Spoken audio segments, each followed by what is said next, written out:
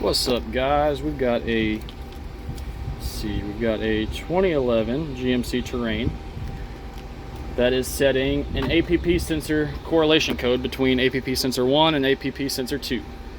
So we've got two ECMs here. This one is the original. We've diagnosed it as a bad ECM. So whenever you unplug the APP sensor, it's on the voltage in the ECM, it's supposed to go down to 0 even, and this is still reading as it's got 1/10 of a volt on APP sensor 1 even with it unplugged. So we ohmed back to the ECM. There's no cuts or shorts to ground, shorts to voltage, or anything like that. No shorts to any other circuits, so we've diagnosed it as bad ECM. Global A vehicles don't allow you to program used, so what we are doing is we are going to be cloning the software of this into here, so that it will now just be a clone of it.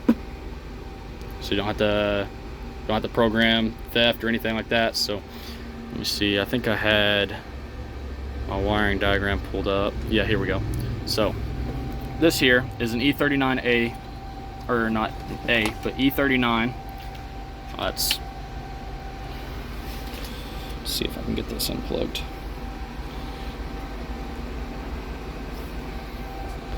All right, here we go. This is an E39 AC Delco ECM. This is out of a 2011 GMC Terrain as well. But again, you can't program used to another vehicle because they will set theft codes and you'll have all kinds of problems. So here we have on our blue connector, we have our 27 and 28. There's our CAN H and CAN high and CAN low. 39 and 40 on that same connector is 2 powers. And then on the black connector, pin 57 is your ground. So just to verify here, I have on pins 27 and 28. So it was on here, it shows that it's yellow and green, but on here it changes colors. For the CAN L, changes from green to white. So the white will be on the right side, 28. So you have 27, 28, yellow and white, and then 39 and 40 is your powers. And then on this connector, let's move this green one out of the way, you have your ground. So with that being said, we should be able to open up IOTerminal and communicate with this.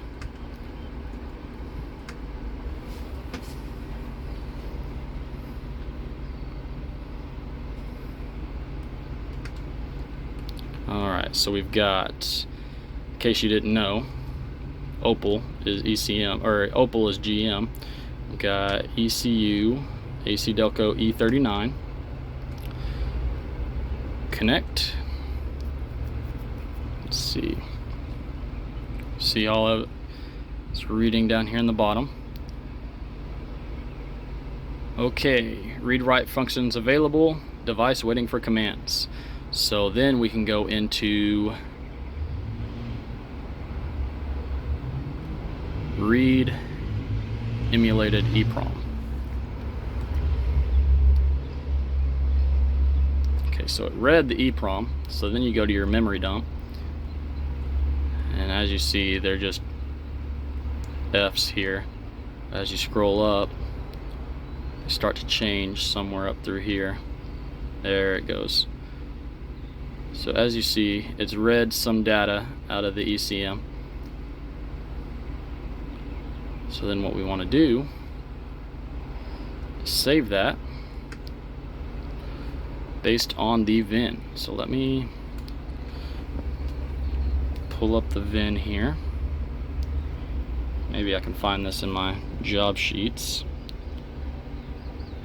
2011 GMC Terrain. All right. So we'll back up here, desktop, new folder, to CTAL,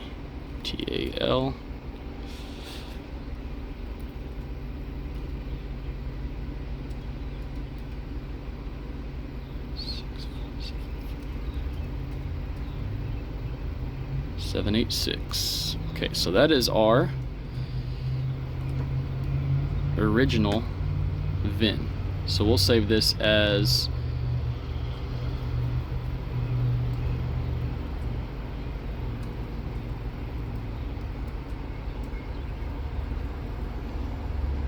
EEPROM data, and then we'll go to status log, and then we'll read the flash. The flash tends to take a little bit. Maybe it's the right flash that takes a while. Oh no, so slowly going. So I'll get back to you as soon as it gets closer to being done. All right, so we're coming up on our flash file being read. Let's see, okay, device waiting for command. So we'll go to memory dump.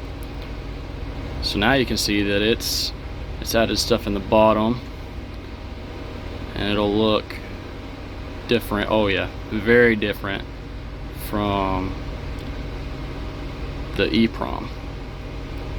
So now we will save that.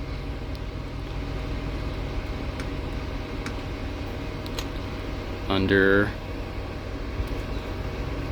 flash data. Now we've got everything we need. So we'll disconnect from this device waiting for commands. We'll unplug and swap over to that one. Alright, so now we have disconnected. Here is the original ECM. We have reconnected to the used ECM. Connect.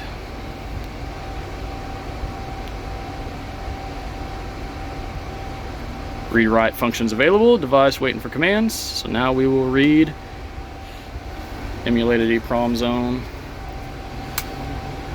memory dump. So we'll save that under, in the same folder, title this used, and we'll go ahead and save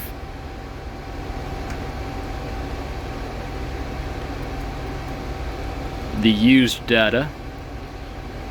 You never know what might happen during the overwrite procedure, so it's best to have the original functions or the original data saved. So we'll go ahead and read the flash, and then again, this one takes a while, so I will get right back with y'all. Alright, again we are closing in on finishing our reading flash function.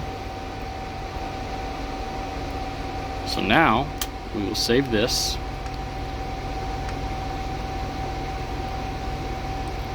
as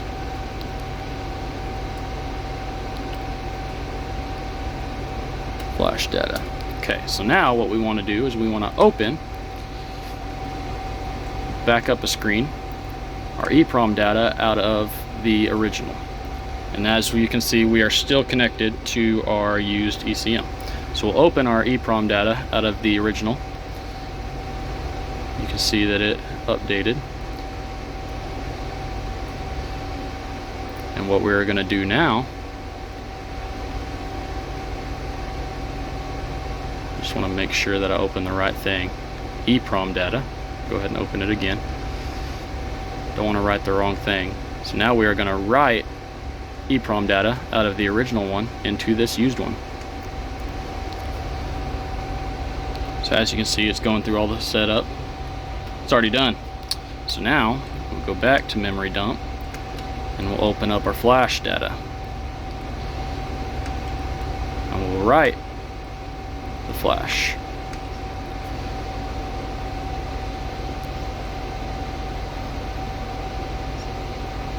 And now it is erasing everything out of the original or out of the used one, and it is overriding it with everything that we just pulled out of the original. So I'll get back to y'all as soon as this finishes. So it's still flashing, still writing the flash from the original into the used. I just wanted to give you all a little description. I already told you all that we're replacing it because of the APP sensor code, but one thing that's good about this is 2011, it may be hard to get a new ECM. Maybe the ECM's on back order, maybe they no longer sell it, and it'll get harder to get your hands on a new ECM for Global A GM vehicles as the years go on. So Global A starts, depending on the model, anywhere from 2010, maybe 2009. I'm not sure, but it really depends. So obviously 2011 GMC Terrain is a Global A vehicle, but a 2013 GMC Sierra is not Global A. So a 2013 GMC Sierra can use a used PCM. But it really depends on the model and the ECM that it takes. But this is a guaranteed way of getting the used ECM to work. So once we get done with this flash, I'll disconnect. I'm still at the car lot where I've pulled these off. So I will go plug in this used ECM, and if we did everything right, it should just start and run. I've got the key right here. Shouldn't have to program theft as you do with a new ECM. So good luck to us. Alright, we are nearing completion on our riding flash function. And now y'all get to see the moment of truth. Is this going to work? Device waiting for commands. So we'll go ahead and disconnect. Device waiting for commands. We'll unplug. Disconnect power and ground.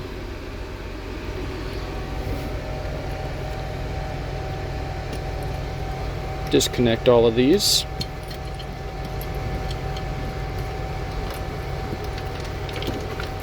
And we will take both of these to the vehicle.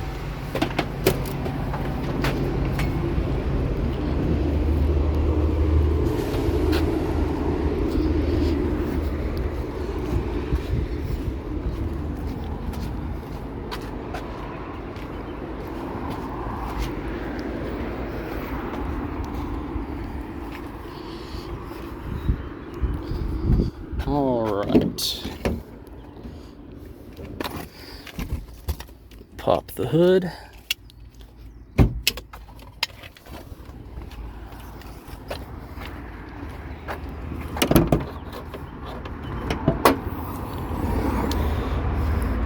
You know, this car lot is known for batteries being dead. So let's just hope I didn't jinx myself. Snap that into place. We've got our gray connector here. Got our black connector. And we've got our blue connector. Connected in place. Horn works, so the battery's not dead. Moment of truth.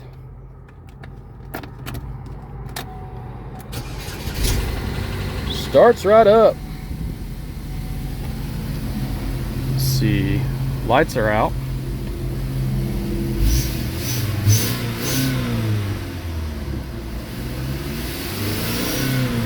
All right, and just to show,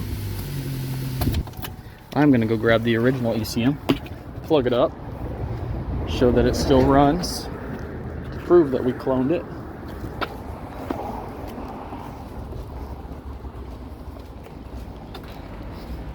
And see if that check engine light comes on. Because we left it on them, so we diagnosed it. Told y'all I had 1/10 of a volt to the APP sensor 1, even with the APP sensor unplugged. So we told them either it's a bad APP sensor, which we already knew it wasn't, but just to save them the thought of putting a new ECM on it, we told them you can try a new APP sensor. If it doesn't fix it, then it's going to need an ECM. So this is where we're at. Oops.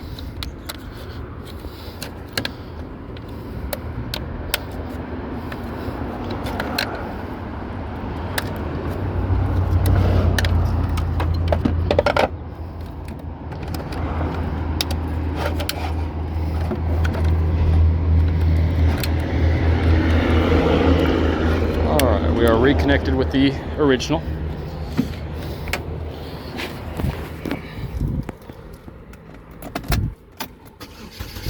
Starts right up. And has a check engine light.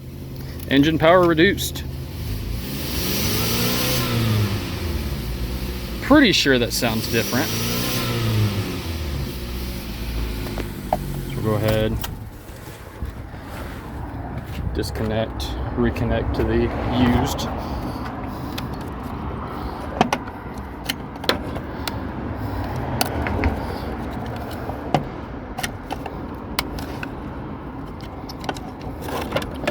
Trash. Still use it for testing. If you have a no communication ECM, E39A, or not A, I keep saying A because E39 and E39A, they're wired the same, but you can use it for a no communication diagnostic.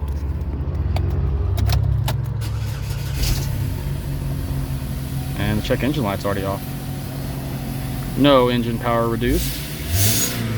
Oh yeah, that sounds a lot better. Maybe. A lot better than with the original.